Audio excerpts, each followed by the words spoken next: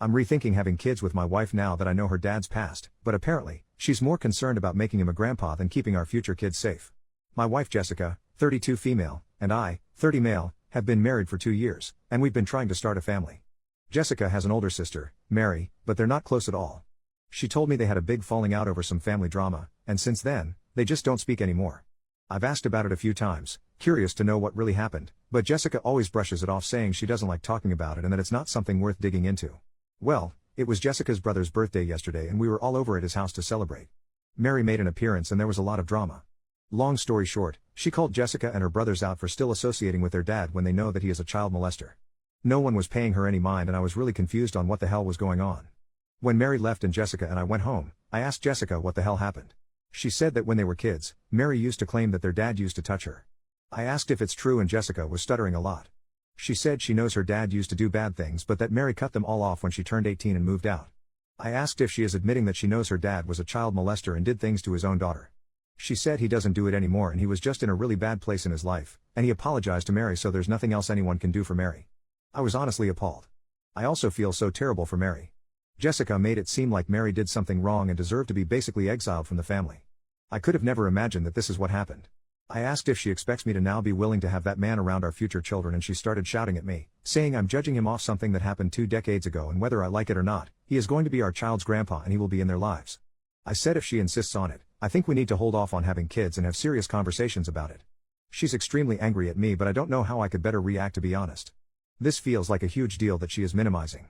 I'm not crazy for thinking this way, right? Update 1 year later, hello. It's been nearly a year since my post so I thought I would give an update.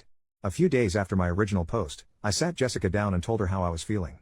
I told her I'm not okay with what she and her family had done to Mary. They knew what their dad had done to her but still chose to take his side and make Mary look crazy. I told her I'm also not okay with brushing her father's crimes under the rug. She was quiet and didn't say anything. She didn't try to defend herself or her family. She was just staring at me in a very chilling way. Almost like she was indifferent to whatever I had to say and just wanted it to be over. I told her I needed time to myself and I would leave and think about what I wanted to do. Suddenly she was paying attention. She seemed shocked and panicked. She started begging me not to leave, saying I'll get over it in a few days when we get back to how we usually are and things settle down.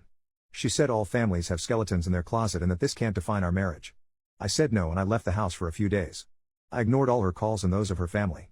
I reached out to Mary on Facebook. I wrote her a lengthy message about how I had no idea all she had been through, and that I'm so sorry for how her family treated her. I told her to reach out to me if she ever needs anything. She got back to me and asked if we can meet for coffee.